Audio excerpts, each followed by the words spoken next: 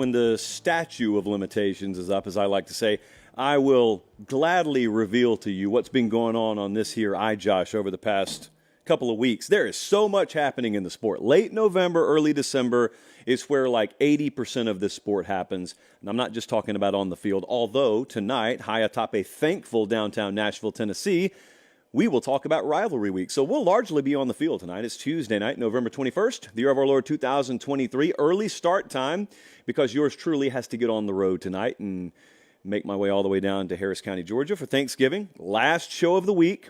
More on our broadcast schedule in a second. But it is Rivalry Week. We will predict all the big games tonight. I have got a metric ton of things to say to you about Ohio State and Michigan. I think there is at least the potential, I have to be honest with you, the potential in the very near future that the college football playoff could have a very, very good old-fashioned conundrum on their hands where they actually do have to leave a deserving candidate out. Now, to my knowledge and in my opinion, we really haven't faced that. I know some of you think your deserving teams have been left out in the past. I didn't necessarily share your opinion. And also, you know, I don't think people being mad at the end of a given college football season is reason to tear the whole thing down. A bunch of you disagreed with me. You got your way on that. But at least for this year, we have 4 teams, and we may have more than 4 candidates there. TBD. We'll talk about that tonight. JP poll. Just wilding late into the season, still wilding is the JP poll. We got some movement in the top 5 that I'm not surprised by, but I think some people will be. And I got several best bets for you. I've also got to talk to you in just a second about that. So they're watching us in Rainbow City, Alabama, Boone, North Carolina, Chicago, Illinois, and Manchester, United Kingdom, Manchester, England. Thank you so much for that. So as I said, we do not have a show Thursday because Thanksgiving, etc. And you know the games start Friday this week. So I can't do Friday night lines because half the games will be over. So you need to stay tuned. Follow on Instagram at LateKickJosh. I may do Thursday night. I may do Friday morning like we did last week for Friday night lines. To a lot of fanfare, by the way. A lot of you like that. So stay tuned. I'll let you guys know in plenty of time. Just make sure you check in periodically and otherwise enjoy your families. But before we do that, we have a lot of games to break down. We got a jam-packed show tonight, and I appreciate you guys being tuned in. All right, let's dive in. Ohio State, Michigan, the Once Upon a Saturday tour will be in the Big House this Saturday. It's going to be, Jesse tells me, why am I leaning on Jesse for meteorological insight? 38 degrees and cloudy at kickoff. A non-0% chance of precipitation, 100% chance of toxicity and just utter hatred. It's a beautiful thing. It's what makes this sport great. Meemaw, one of the very few areas that she, I think, was a little misguided in is she told me hate will get you nowhere. And Meemaw never went to the game. And that's all I'm going to say about that. This is a big noon kickoff. It is 12 Eastern, and you can fill in the rest wherever you live. The stakes are as high on this game as I can ever remember in any regular season college football game. Just unbelievable. If you have an NFL fan in your life that kind of dabbles in college, but they can't really dive in, or if you have maybe a fiance or a significant other, someone that you want to introduce to our sport, cash in as many favors as you need to, get them in front of a TV this Saturday, because this will be unbelievable. Have you listened to Jim Harbaugh talk this week? Have you listened to Ryan Day talk? Guys, most of the time, coaches are just willing to lie and at least say they respect the opponents they hate and don't respect. They won't even lie this week. It's awesome. It's wonderful because I am a winner no matter what. I just get to stand there on the field and watch it. Both of these teams are as healthy, as far as we can tell, as they've been pretty much all year. Travion Henderson looks as good as he's looked. Blake Corum did not play in this game last year. He suited up. I stood there and watched him warm up. He played like 1 or 2 plays, and then he was done. We get both of those guys, barring something in practice this week. We get both of those guys, it looks like, at full strength this week. So, a million different angles we can go here. I remember being at this game last year. I remember so vividly. I told you guys the story. I think I ended up going to both press conferences. I think I did. So after the game, we come back down the tunnel. Uncle Dennis and I were there, and we did some post-game work for CBS. Ohio State had just lost the game. And some of the seniors on the Ohio State team came out of the locker room after they had been dismissed. You know, you're supposed to go back to your dorm, go home. Well, a lot of them were never going to play in that stadium again. And so they kind of trickled back down the tunnel, sat up in the stands, and think about this. This sucked for us. We're doing our live hit, and you got players scattered throughout the end zone, some of them sitting on the turf, some of them sitting on the third or fourth row of the stands, just bawling their eyes out. Never forget that. And I remember thinking to myself, walking out of the building, explosive plays just completely decided this game. Michigan last year had 530 yards on Ohio State, and 382 of them came on 6 plays. And you saw the game as well as I did, and it's so easy to say, oh, if they just limit the big plays, it's a totally different game. But they didn't. Like, that's a football game. That's kind of like saying, well, if we didn't turn the ball over, we should have this, or we should have that. Yeah, but you didn't. If you should have, you would have. This is how the game actually works. So they didn't limit them last year. Well, we fast forward a year, and all that changes is the venue, really. And I ask myself the same thing. I ask, what happens if Ohio State limits the explosive plays? And I also ask, can they limit explosive plays? I was at Michigan-Penn State a couple of weeks ago. If you remember that game, Penn State got really good edge pressure early on Michigan, and then Michigan adjusted to their offensive credit, and they just ran the ball on Penn State the rest of the day. I mean, they ran it and ran it and ran it on Penn State the rest of the day. The first thing I wonder about this is, independent of the pressure, Ohio State, JTT could have his breakout game. Yeah, they could get pressure on JJ, but independent of that, I just wonder if Michigan really is dead set on running the ball down Ohio State's throat. I wonder if they can. I wonder how much success they have there. Because it wasn't a classical run the ball down your throat situation last year. It was rip a few explosive plays and otherwise don't have a ton of big success in the run game, but the stat sheet looks like we did if you look at the yards per carry. Well, if we limit the explosive plays and then on the other side, just hold serve at the line of scrimmage and you force J.J. McCarthy to beat you with his arm, can he? And how many points does Michigan need? Because they got one of the saltiest defenses in the country as well. These are the kinds of things that I think will ultimately decide this game, but it's a Jim Knowles game. Out of all the people who are integral parts of what the outcome will be Saturday, one of them's not even on the field. Like, I think Jim Knowles, for all the talk about Harbaugh not being on the field, Jim Knowles, that defensive coordinator that Ryan Day brought in and had him last year, and now I think fully has him ingrained and all those players playing with kind of his thumbprint collectively on that defense. I think it's the best interior defensive line that Michigan's faced all year, and so I wonder what kind of success they have running the ball. I wonder... in other words, if it doesn't work out, and if you see Michigan getting stoned at the line of scrimmage early, is J.J. McCarthy able to make plays with his arm? Because that's the next very important point in this game that I don't think it takes an expert to figure out is you hadn't seen McCarthy with a touchdown pass the last 3 games. I don't think it's that easy to figure out. Like, I've watched that dude play several years now. I know he's more effective than that recent stat line were to indicate. Against Penn State, they flat out didn't need to do it. Last week, I could reasonably explain that away as letdown spot, look-ahead spot, defense and special teams carried the day. Maybe it's just an off game. Individually, like, you can explain that stuff away, but if I'm right, if that stuff's explainable, and this is the game J.J. McCarthy shows up in, or if he's the kind of player that shows up in big games, obviously this is the game he shows up in. And then the next point that I think about is, what does J.J. McCarthy winning the game for Michigan look like? If McCord wins the game for Ohio State, he just won the game throwing the ball. If J.J. wins it, he may end up putting up 83 yards rushing and 195 yards through the air, but they're really good on third down. They're really good and opportunistic in the red zone, and their defense helps them out, and they play a complementary style, which Michigan's done all year. Like, that's the kind of game it could look like. But no passing touchdowns the last 3 weeks. I've watched it. It just feels off. I don't know what it is. It just feels off. Kyle McCord, the biggest concern I have with him in talking about the comparison with the quarterbacks is consistency. I think an Ohio State fan would tell you the same thing, and I know they would because I have a group text going with some of them on the iJosh right now. I think that if you were to get his best game, you feel pretty confident. Travion Henderson's back, full strength. You feel pretty confident, but that's an if. If you were to get that. Well, no one knows that. And you're also trotting a guy out to start for the first time in this game, whereas Michigan's got the luxury of their guy having already played in this game.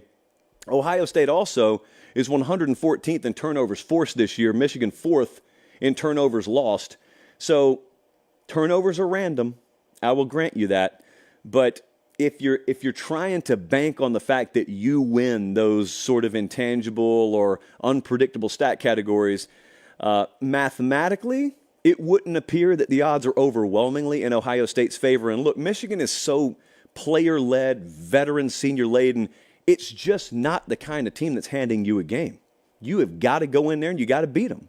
Now, I think Ohio State's got a team that can do it. So it's not the end of the world if you're neutral in turnover margin, if you don't score on special teams, if you don't block a punt, as long as you limit them from doing it the same way. I think the number 2 position at cornerback for both of these teams is really interesting. When you gauge other coaches, they kind of seem to talk about, at least in the Big Ten, they kind of talk about the 2-corner position for both of these teams. And if you have the personnel, there are plays to be made there.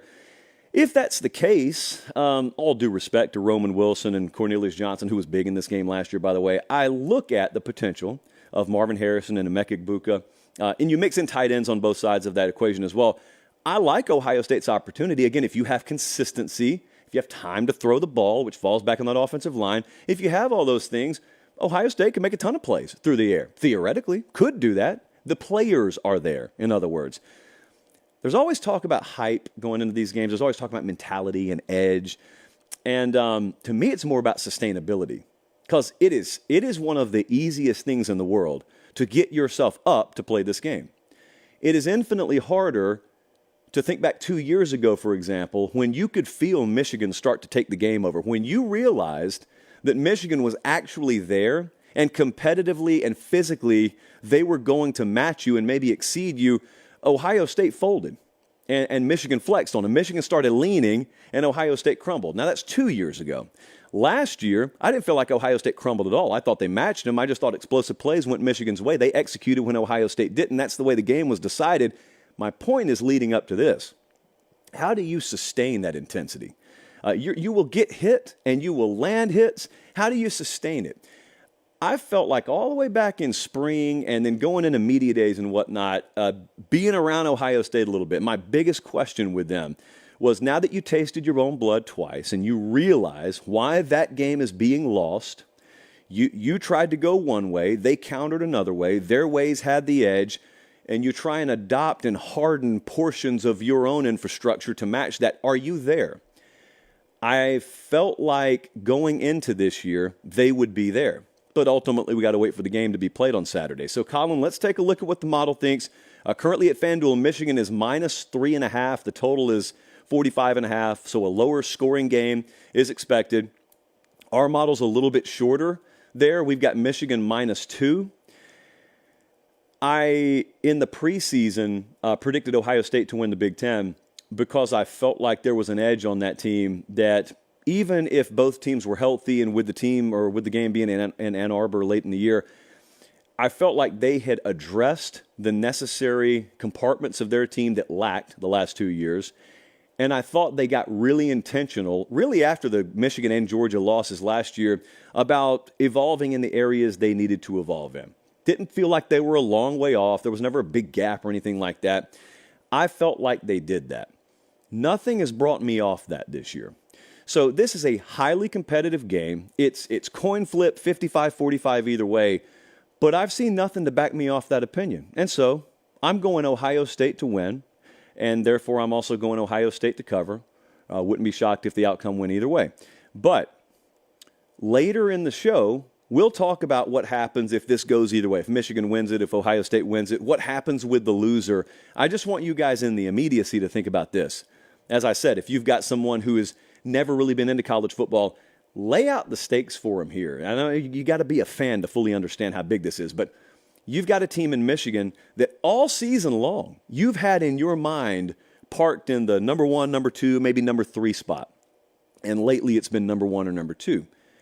And most playoff projections I've seen have Michigan penciled into the playoff. Therefore, they win the Big Ten championship because they won this game theoretically. And over the span of 4 quarters Saturday, that could all evaporate. That they are out of the Big Ten picture. They're probably out of the playoff picture. All of their preseason goals are out the window. You look at a guy like J.J. McCarthy, you look at a lot of these seniors and these upperclassmen that still leave Michigan having never won a playoff game. That stuff changes over one afternoon if they lose. If they win. If Michigan wins, I don't really know that I can put into proper context how toxic the narrative will be that forms around Ryan Day. It's already there. I'm not talking about from rival fans either. I'm talking about his own fan base. If your guy loses a third straight to Michigan, and this time against their backup head coach, I think you understand where that's going. I'm not sitting here telling you I agree with it. I'm just saying it's reality, and sometimes my opinion is not held by the masses. I think you know where that's going. This is a very unique game because it is its own season. Even though they designated just 7 days for the game to happen, it is its own season. It's its own little ecosystem, and it's amazing to witness. And we're going to be there for the third year in a row. By the slimmest of margins, I'm going with Ohio State to win the game, and Ohio State, therefore, to cover as a short underdog. Nevertheless, whoever wins the game, we will have the shirt available in the Pate State store, patestateMaterial.com, for about the next 4 days because the game doesn't happen until Saturday, and then it will disappear. And so there it is, Michigan Stadium, the Big House, this Saturday.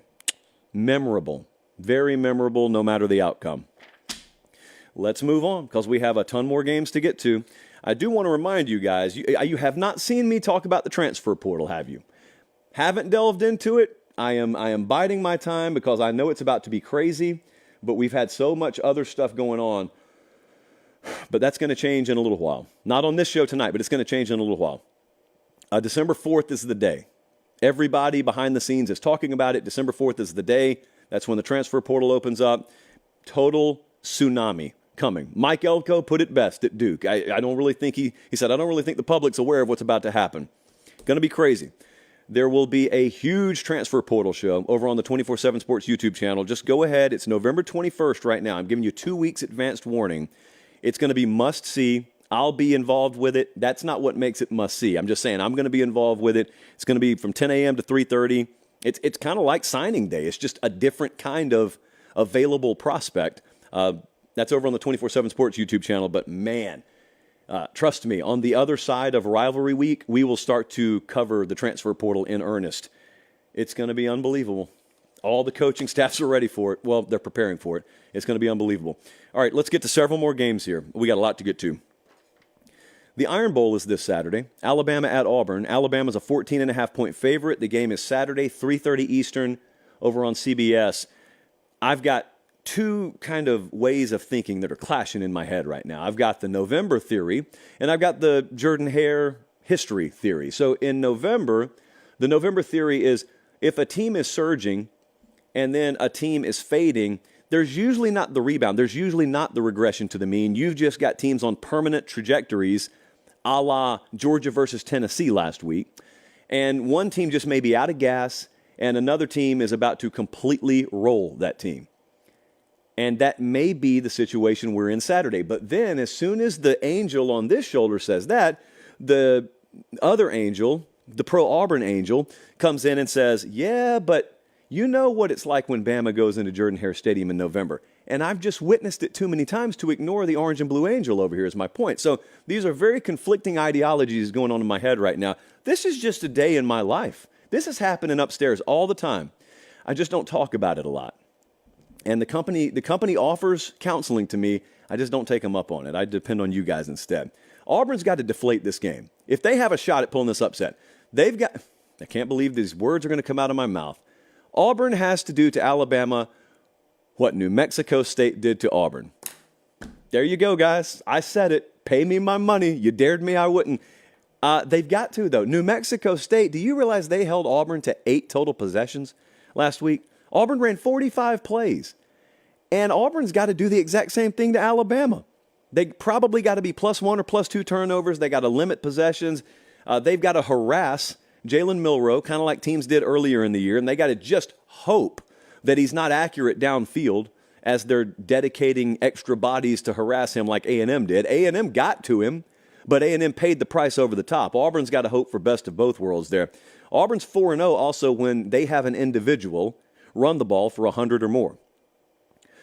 I'm not quite sure they eclipse that mark against Alabama, but if they can do these things, if they can reach these benchmarks, and they can stun Georgia or stun Alabama early like they did Georgia, grab a 10-0 lead, who knows? Here's the problem. One of several as I see them. Here's a little pre-padlock stat for you in the Iron Bowl. Auburn is 87th in explosive plays allowed. That's what Alabama does. That's what Jalen Milroe does. Bama's 9th in the country. Milroe's one of the best quarterbacks in the country in doing it. It should allow Alabama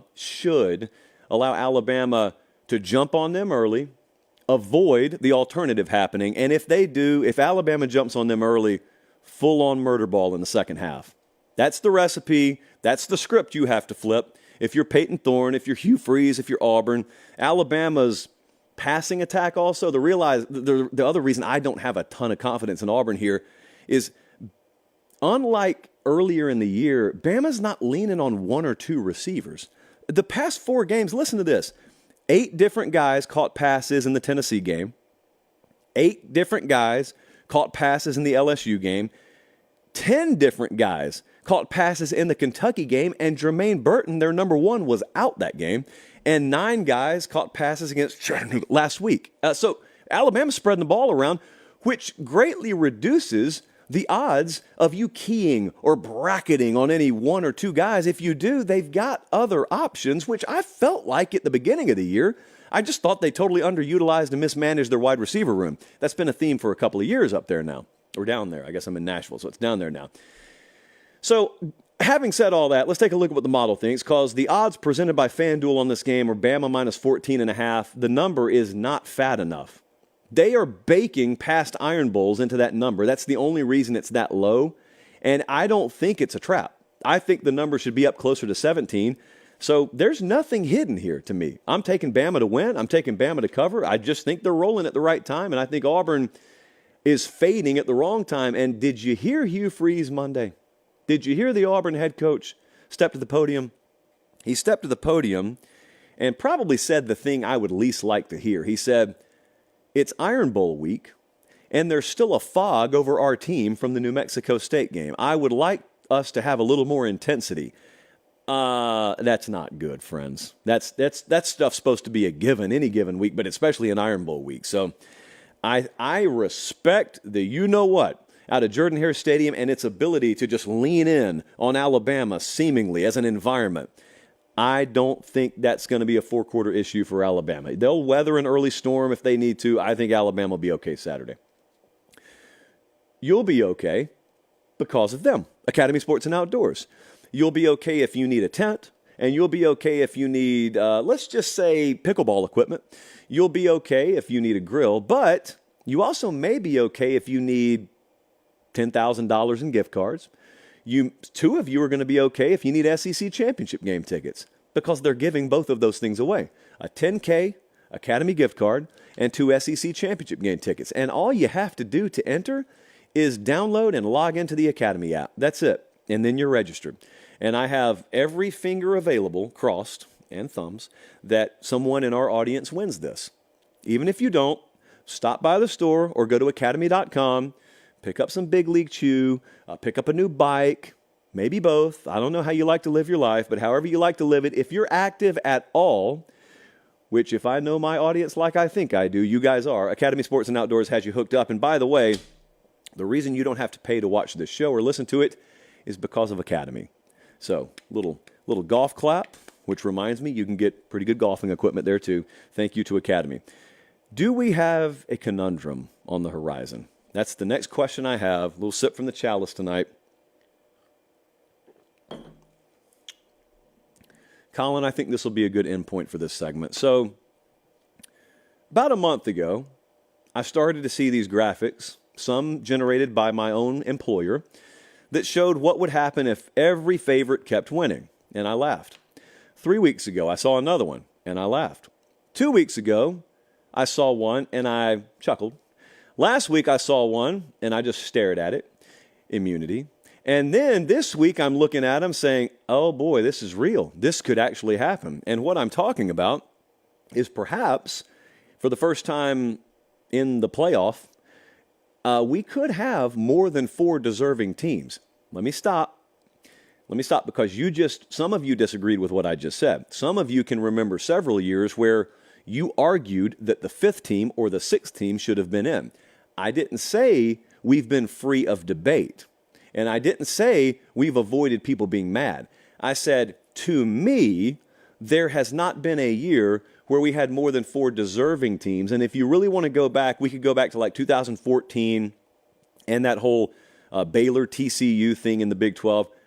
Okay, I'll grant you that one. But by and large, a lot of the wailing and gnashing of teeth has been a moot point to me because I thought that deserving versus qualifying was not differentiated enough. Like, yeah, there were teams in the mix, but truly deserving, I don't really think we've left many deserving candidates out. However, we're sitting here with Washington undefeated right now. We got Florida State undefeated. The Big Ten, in all likelihood, is going to produce someone undefeated. Texas has 1 loss, and they are the favorites to win the Big 12. Georgia may be undefeated. We've got too many teams if the favorites keep winning and not enough slots. So I'm here tonight to try and, I guess, walk you through how some of this could play out, but if it doesn't play out, how I think it should be handled.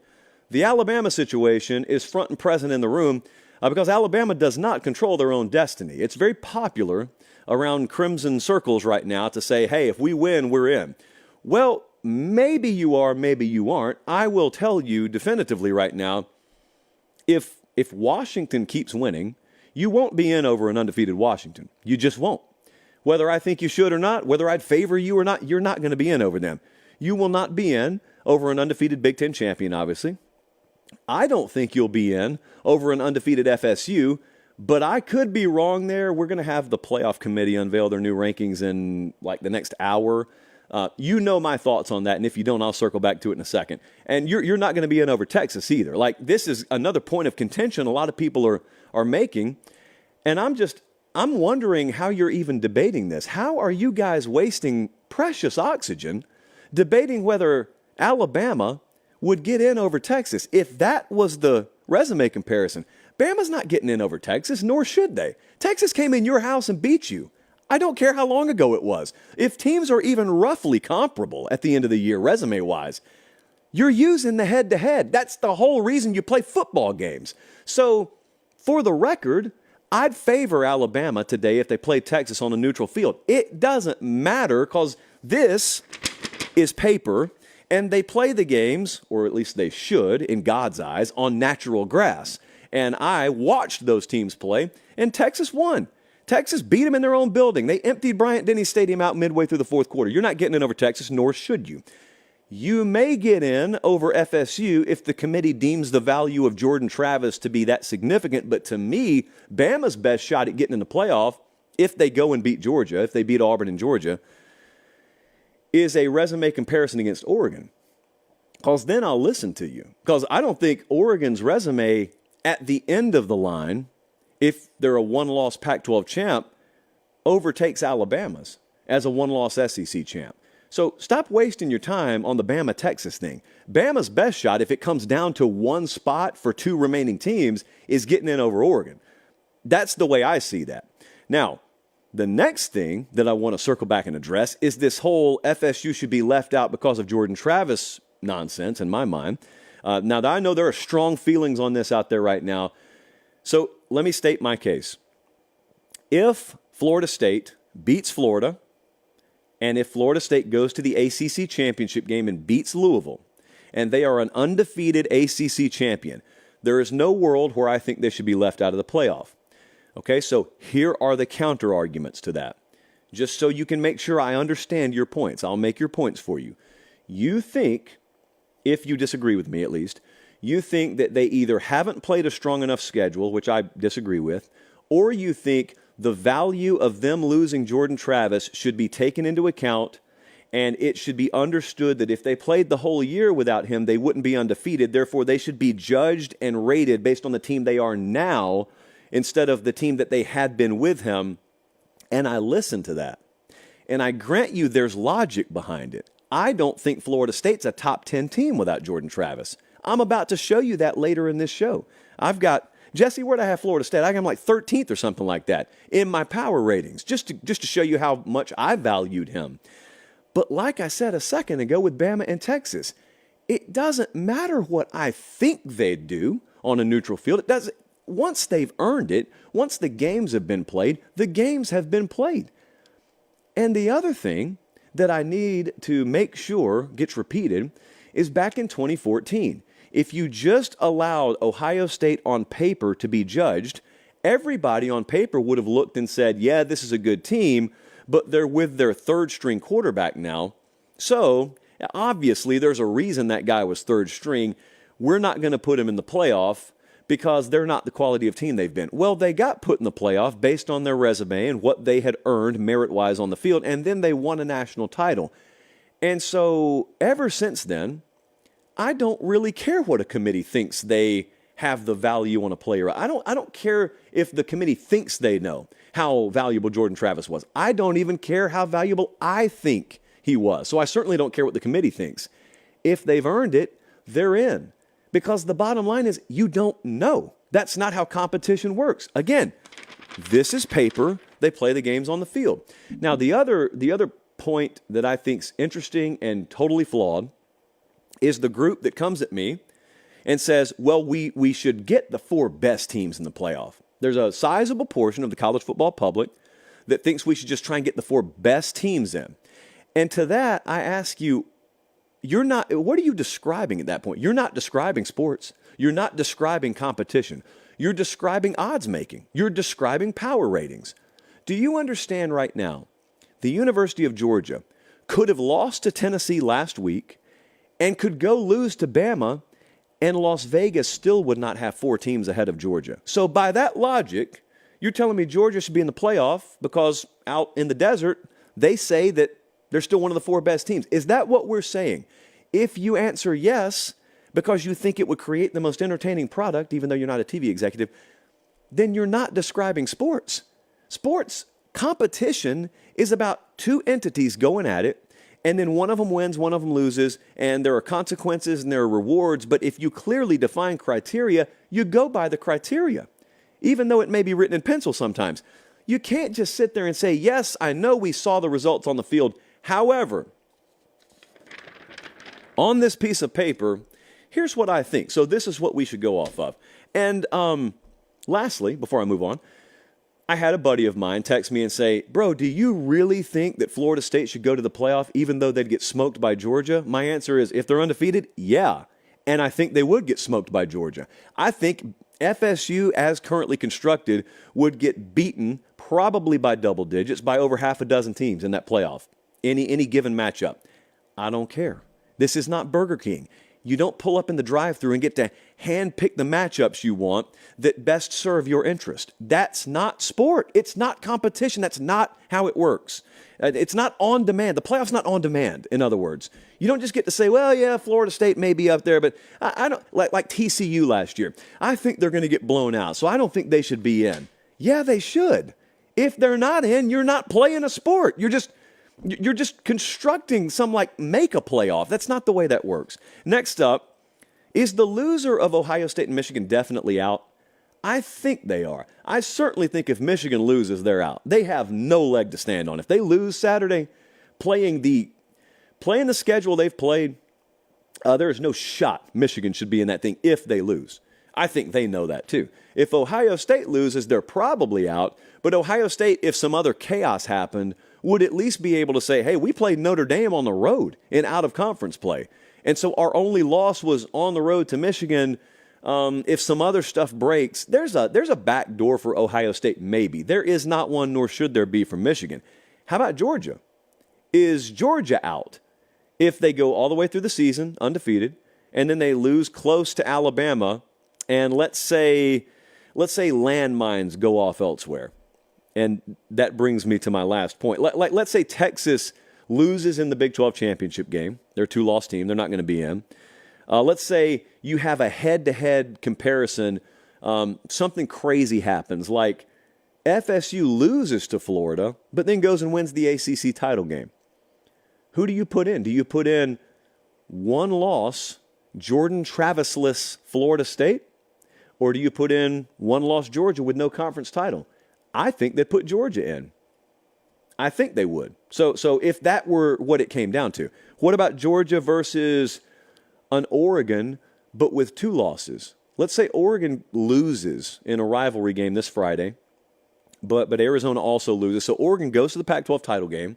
They beat Washington, and you got a 2-loss Oregon. I think Georgia would be in over them. So there's a way, there's a back door. You could insert Ohio State here. Ohio State may be in over some of them too. The landmine games to keep an eye on, and the ones the committee may very well have rooting interest in, even though they'd never admit it. I think the committee would love to see Florida win this Saturday against Florida State. I think the committee would love to see Louisville beat FSU. And I say that not because they're anti-Seminole. I say that because it would alleviate them having to make an impossible decision if the time came. I don't think the committee would mind at all if Oregon State beat Oregon. The committee may not want to see Texas Tech beat Texas because I think that committee wants Texas in the playoff. But those are the landmine games that could at least alleviate the stress of making, like I said, a pretty impossible decision. Anyway, let's get back to breaking down games, please. Speaking of the Seminoles, Florida State at Florida, Saturday night, 7 o'clock. Swamp is sold out. Games on ESPN, and it's a battle of backup quarterbacks. Tate Rodemaker, the redshirt junior for Florida State. You got Max Brown. He's a true freshman for Florida. Who is going to help their quarterback the most? The FanDuel line on this game right now is Florida State minus 6.5. The first quarter in this game, to me, is as imperative and as important as in any big game this weekend. And the reason is because both offenses, prior to losing their quarterbacks, were top 30 passing offenses. So then you take out the quarterback that was the trigger puller in that entire equation. Which one potentially just goes into a shell? Which one proves to you, no, we got another guy who can do it too?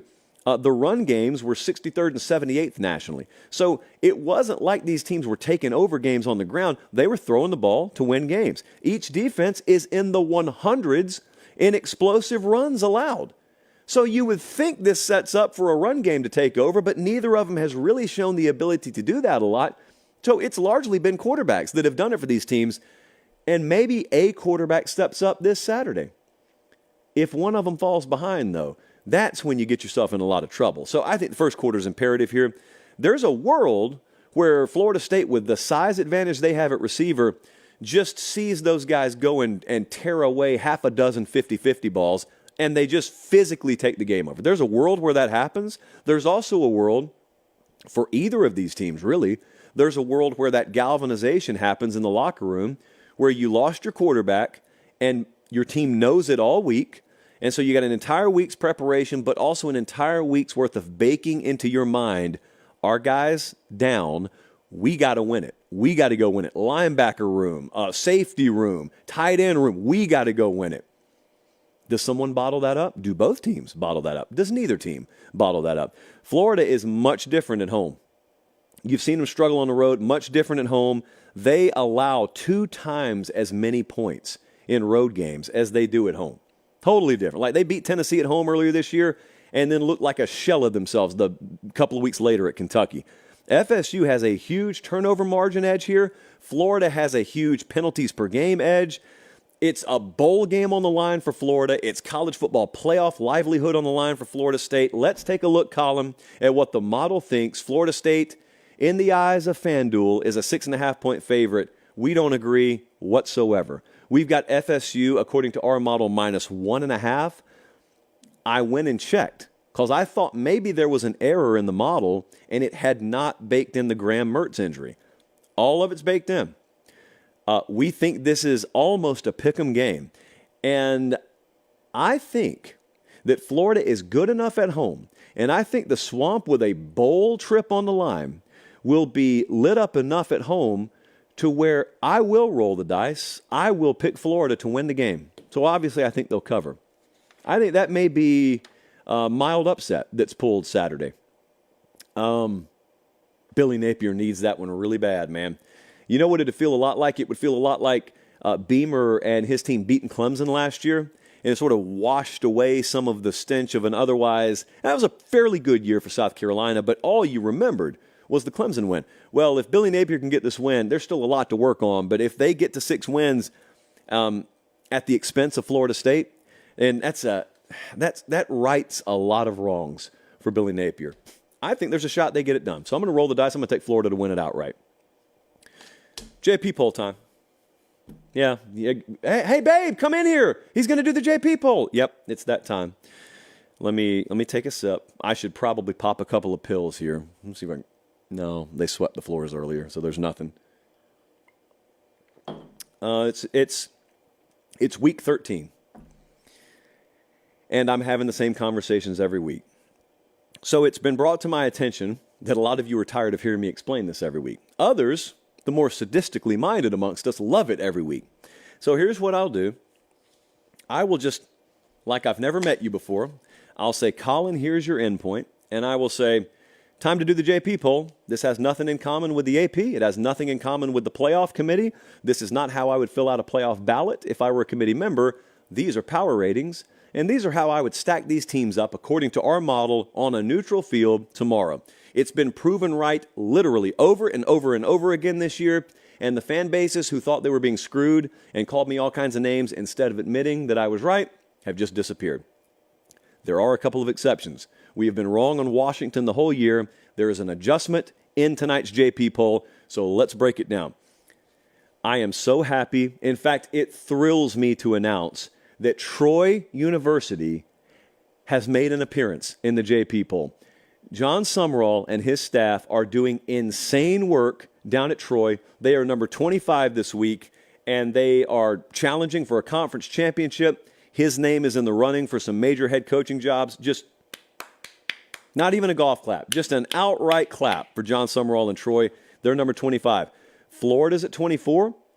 Tennessee did not drop out. Tennessee's at 23. Utah is at 22. I have concerns about Utah, as I do with a few of these teams, because this time of year, if you ran out of gas, there's no fill-in station between weeks 12 and 13. If you ran out of gas, you're just out. But there's no real way to quantify that. So Utah could put forth an effort this Saturday that is equal to what we would expect from the 45th best team in the country. But we have to bake their entire year's profile in. So right now they're at 22. UCLA's at 21. Just beat USC last week. I got a stat for you here, by the way. So, Colin, you can go ahead to 20 through 15. But listen to this.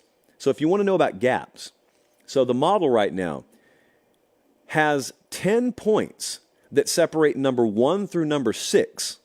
The number 1 team would be a 10-point favorite, in other words, versus the number 6 team. But listen to how tightly packed the rest of the field is. The gap between 1 and 6 is 10 points. The gap between 10 and 32 is 10 points.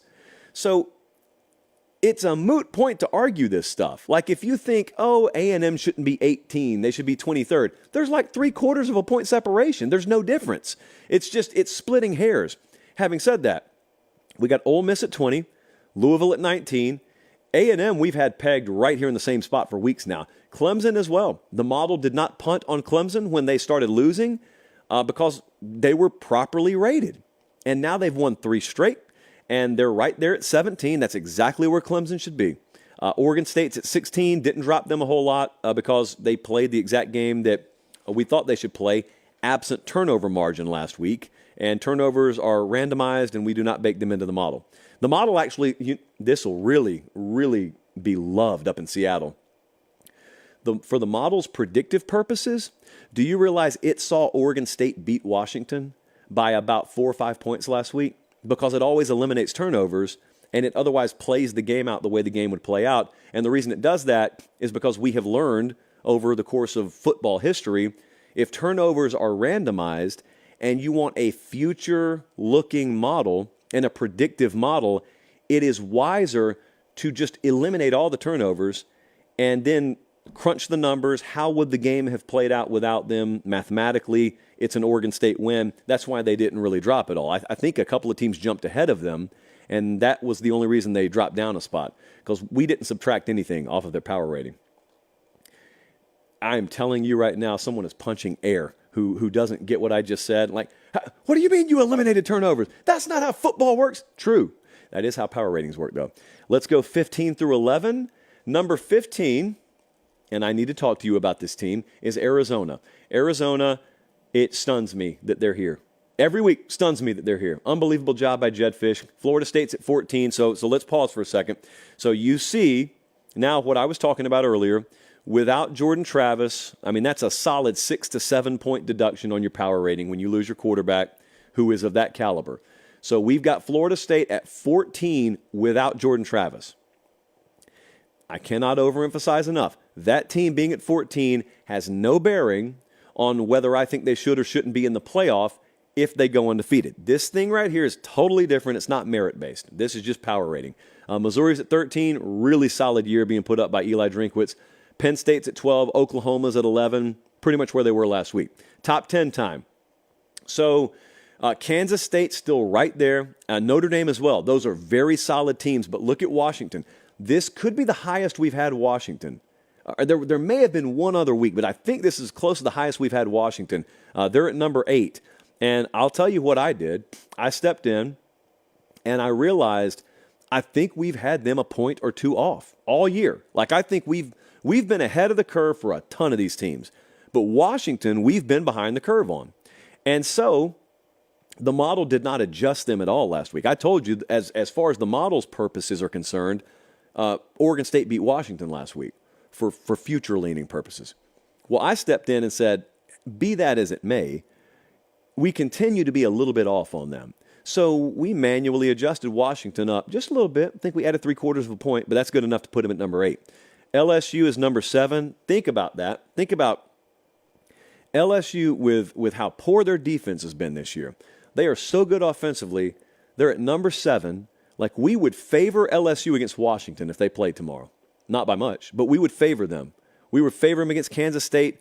That's amazing because it shows, in a sense, how much they've wasted Jaden Daniels this year with a poor defense. And it's a shame because you don't get seasons like that very often. Texas is number 6, virtually unchanged. And let's go top 5 here. Ohio State's at 5. That's where they were last week. Michigan, the model dropped them 2 spots and elevated Oregon above Michigan, which I'm sure will catch a lot of eyes. But do you notice who the 1-2 are now? We got Georgia-Bama 1-2. Like so many years past, we think the 2 best teams in the country at this present moment are in the SEC.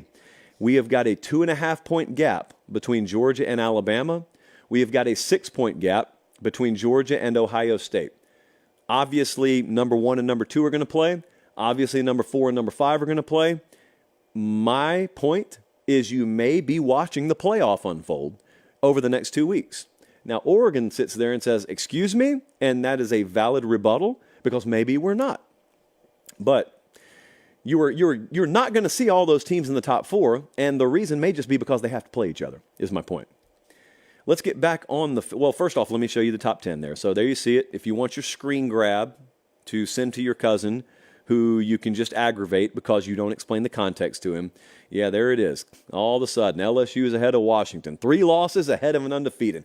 What's wrong with this guy? Someone accused me of doing drugs earlier today. And that's where I draw the line. So there you go. There's your top 10. We'll tweet it out later. And then we'll just brace ourselves. Let's get back on the field.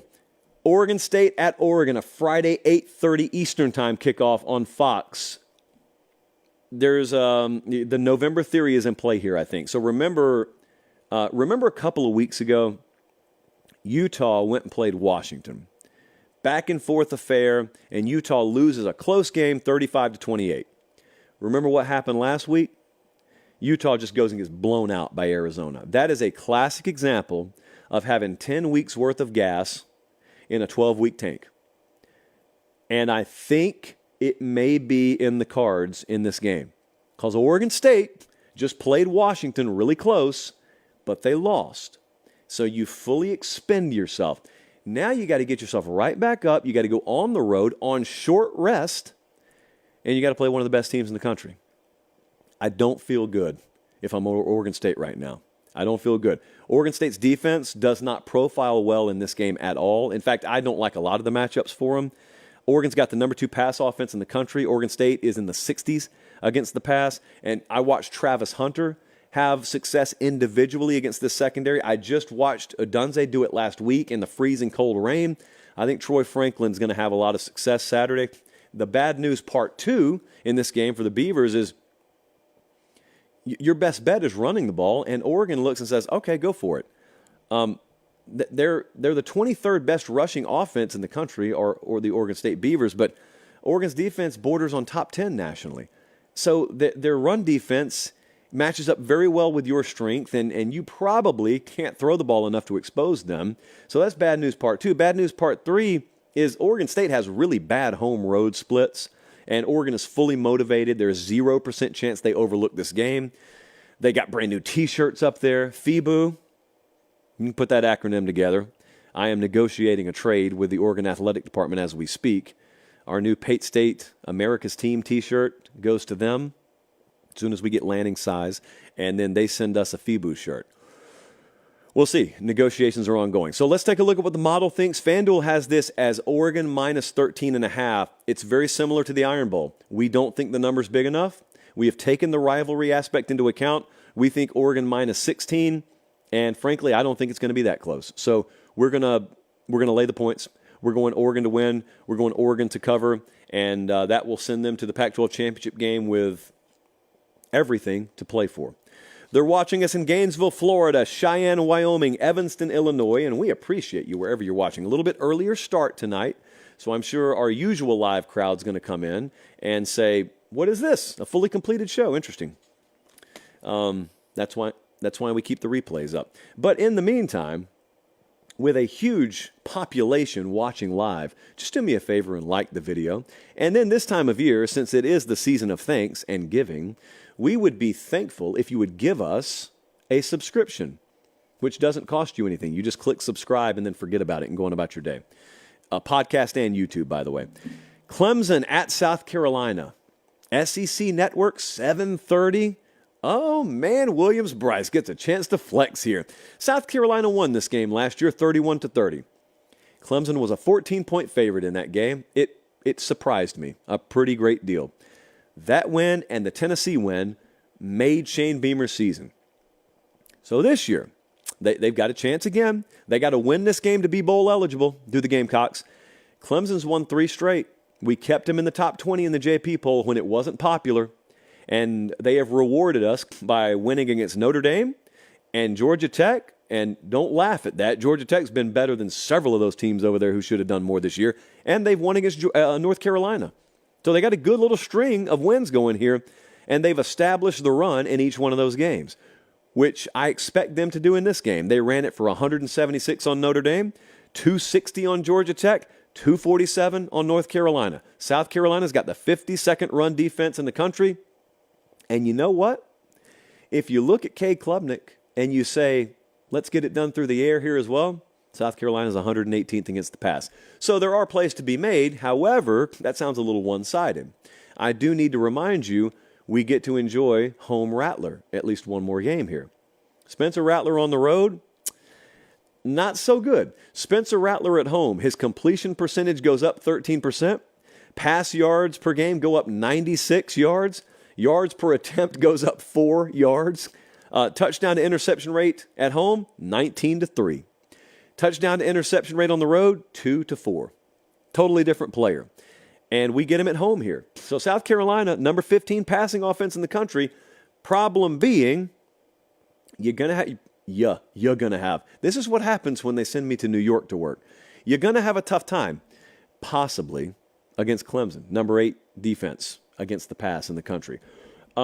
Here's the other problem, as I see it. Clemson also gets after the quarterback. They got the number 40 sack unit in the country. They pressure the quarterback at a better rate than that. And South Carolina is in the 120s in sack rate allowed this year. They're sitting at 5 wins. They need one more for bowl contention. Shane Beamer always has the ability to pull one out of a hat you didn't even know he had.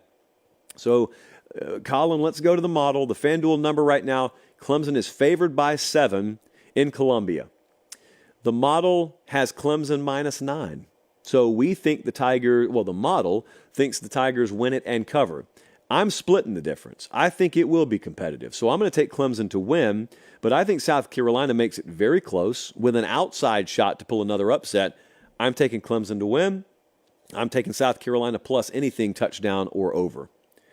We move on. We got more games to break down, and we've also got 3 added best bets before the end of the show.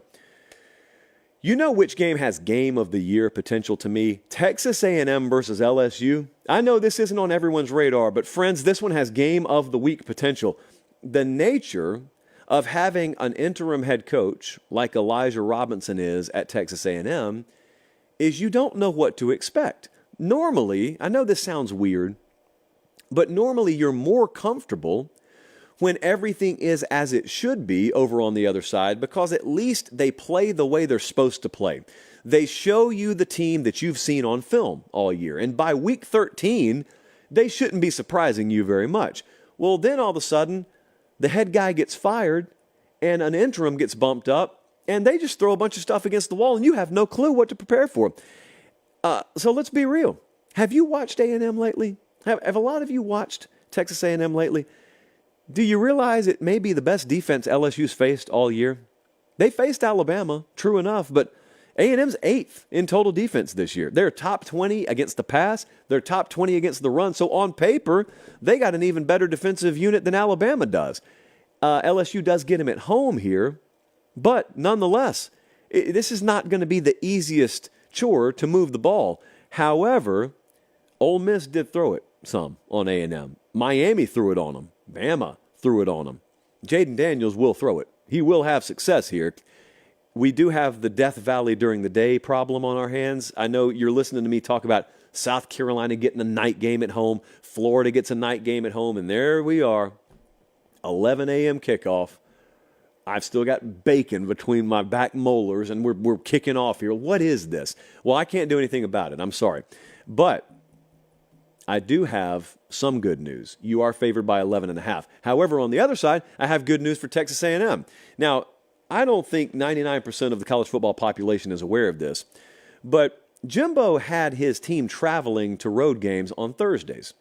No one liked it. No one in the organization liked it. If they said they did, they just said it so they wouldn't make the head coach mad. No one likes getting to Baton Rouge, Louisiana 2 days early for a game, or Tuscaloosa, or Knoxville, fill in the blank.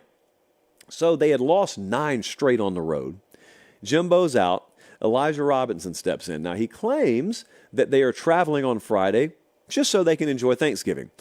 I don't really care what the reason is. There is a sigh of relief being breathed in that program collectively that they actually get to travel like every other team in America on Friday.